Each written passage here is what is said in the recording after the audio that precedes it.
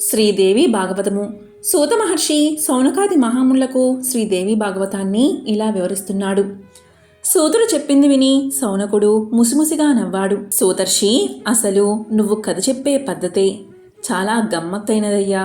ఒక కథలోంచి మరొక కథలోకి లాక్కెళ్ళడం నీకు వెన్నతో పెట్టిన విద్య. ఇప్పుడు చూడు, ఎవరో గులిమి రాక్షసులు అన్నావు. వాళ్ళెవరో, వాళ్ళని విష్ణుమూర్తి ఎలా చంపాడో మాకు తెలియదు. అసలు నువ్వు పేర్లు చెప్పకుండా ఇలా గుర్రం తలకాయవాడు, గులిమి రాక్షసులు అంటూ ఉంటే వాళ్ళ కథలేమిటో వినాలనే ఉత్సుకత కలుగుతుంది మాకు. నీకు పుణ్యం ఉంటుంది. జిజ్ఞాసువులైన మాయందు దయవుంచి ఆ చరిత్ర ఏమిటో చెప్పు అన్నారు శ్రోతల తరపున సౌనకుడు. చెబుతాను సూతుడంటున్నాడు. పురాణం వింటామన్నారు మీరు, చెబుతున్నాను నేను. నిజానికి రెండు ఆ దేవి కృపే.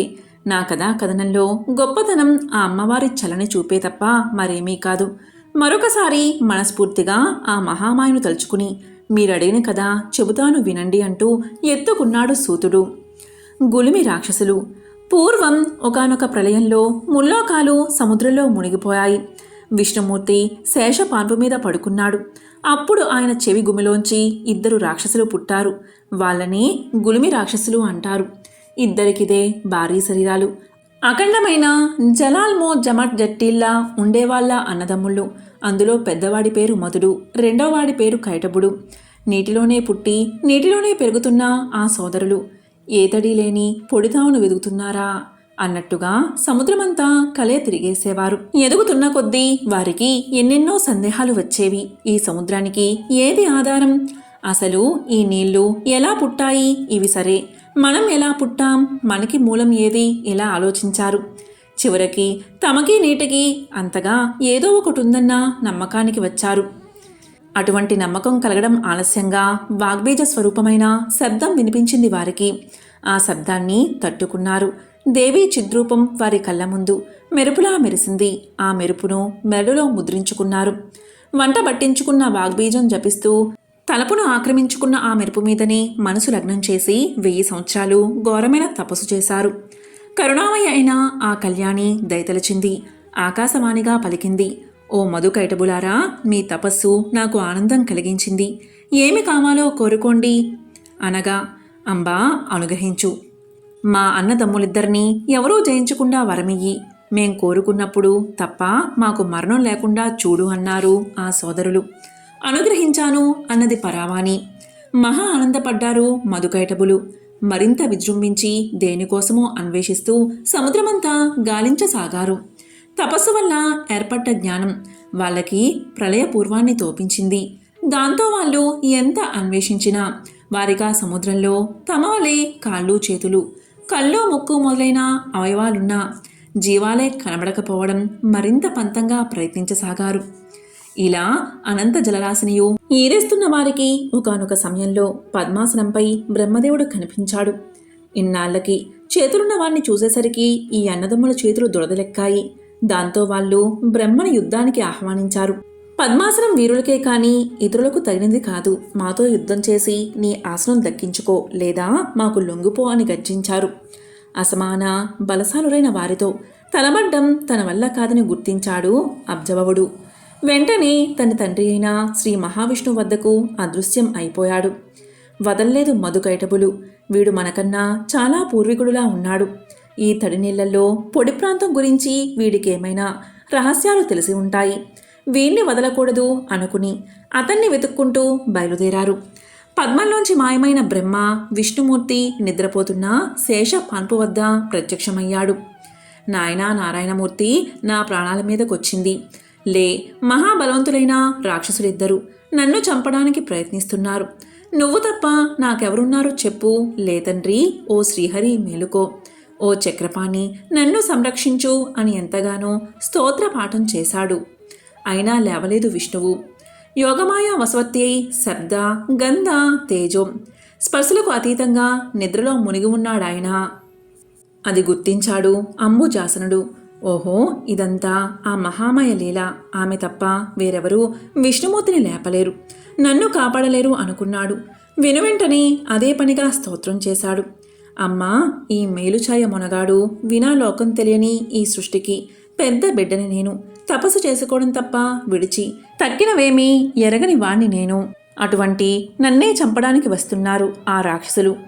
రాక్షసజ్ఞుడైన విష్ణువు నీ మాయలో పడి తేలుకోలేకపోతున్నాడు. ఇక నా గతి ఏమిటి? నా చావే నీ అభయమైతే అడ్డుకోగలిగింది ఎవరు? నీ ఇష్టమే కాని కాదంటావా?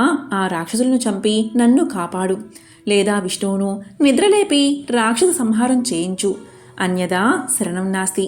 త్వమేవ శరణం మమ. ఓం మహామాయాయ నమః. హ్రీం ఓం పరాత్పరాయే నమః. శ్రీం ఓం సర్వసఖ్యే నమః.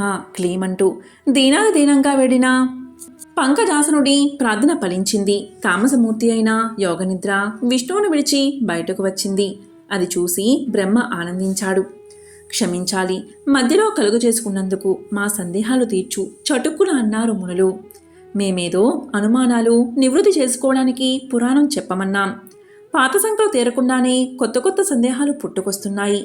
భగవంతుడు ఒక్కడేనని, సత్వ రజ తమో గుణాలని 3 గుణాల చేత తానే బ్రహ్మ విష్ణు మహేశ్వరులుగా మారి సృష్టి స్థితి లయలని సమకూరుస్తున్నాడని, ఆ ముగ్గురులో విష్ణుమూర్తే గొప్పవాడని వేదాలు, శాస్త్రాలు, పురాణాలు, పండితులు చెబుతున్న విషయం కదా. అలాంటప్పుడు సదా శుచిమంతుడు, సర్వవ్యాపి, సర్వరక్షకుడు, సర్వకర్త అయిన ఆయన్ని, రజోగుణం రవ్వంతైనా లేని ఆ శ్రీ మహావిష్ణువును యోగమాయ నిద్రలో ఎలా ముంచగలిగింది? ఆ నిద్రాదేవికి ఆయన ఎలా లోబడిపోయాడు? నీ జ్ఞానబోధ అనే ఖడ్గంతో మా ఈ సందేహాల మబ్బును నరికెయ్యి అన్నారు సౌనకాది మహామునులు. క్షణకాలం సూతుడు తన కుడి అరచేతినే చూసుకుంటూ ఉండిపోయాడు. తర్వాత ఇలా చెప్పాడు. మీ సందేహాన్ని నేనే కాదు, ముల్లోకాల్లోనూ ఎవరూ తీర్చలేరు. బ్రహ్మ మానసపుత్రులైన సనక సనందాదులు కానీ, మహాజ్ఞానులైన నారదుడు, కపిలముని కానీ ఎవరూ దీనికి జవాబు చెప్పలేరు.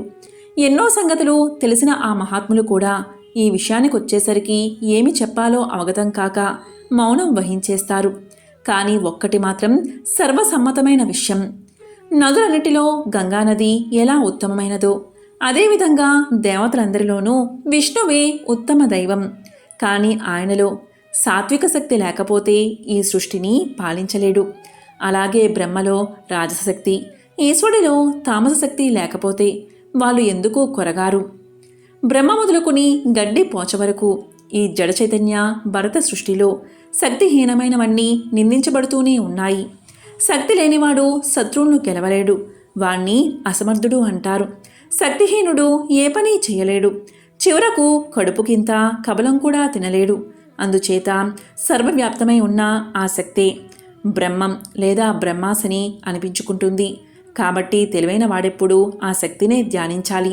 ప్రతి కార్యంలోనూ కారణంగానూ ఆ శక్తి మనసుకు ప్రత్యక్షంగా అగుపడుతూనే ఉంటుంది. ఆ శక్తినే పండితులు సుగుణ, నిర్గుణ అని 2 రకాలుగా చెబుతారు. కోరికలు తీర్చడం కోసం సుగుణ శక్తిని, ఏ కోరిక లేని వాళ్ళు నిర్గుణ శక్తిని ఆరాధిస్తారు. బ్రహ్మ విష్ణు మహేశ్వరులు ముగ్గురు కూడా ఘోరమైన తపస్సులు చేశారు. తమ కోరికలు తీరడం కోసం వివిధ విధాలైన యజ్ఞాలు నిర్వర్తిస్తారు. సనాతన నిత్య పరమాత్మిక బ్రహ్మస్వరూపిణి పరాశక్తి అయిన ఆ దేవిని అనునిత్యం తన మనసులో ధ్యానిస్తూనే ఉంటారు. అందువల్ల పండితులైన వాళ్ళు ఆ పరాశక్తిని దృఢ నిశ్చయంతో ఉపాసించాలి. శాస్త్రాలన్నీ చాటుతున్న రహస్యమిది. ఈ రహస్యాన్ని విష్ణు బ్రహ్మకు చెప్పాడు. ఆయన నారదుడికి చెప్పాడు. నారదుడు మా గురువుగారైన వ్యాస భగవానులకు చెప్పాడు. ఆయన ద్వారా నేను విన్నాను. బుద్ధి ఉన్నవాడెవడు దీన్ని వ్యతిరేకించేది వినకూడదు, విన్నా మననం చేయకూడదు, శక్తినే ఉపాసించాలి అని చెప్పి తిరిగి తన కథాగమనంలోకి నడిచాడు సూతుడు. ఈ విధంగా సూత మహర్షి సౌనకాది మహామునులకు శ్రీదేవి భాగవతాన్ని వివరిస్తున్నాడు.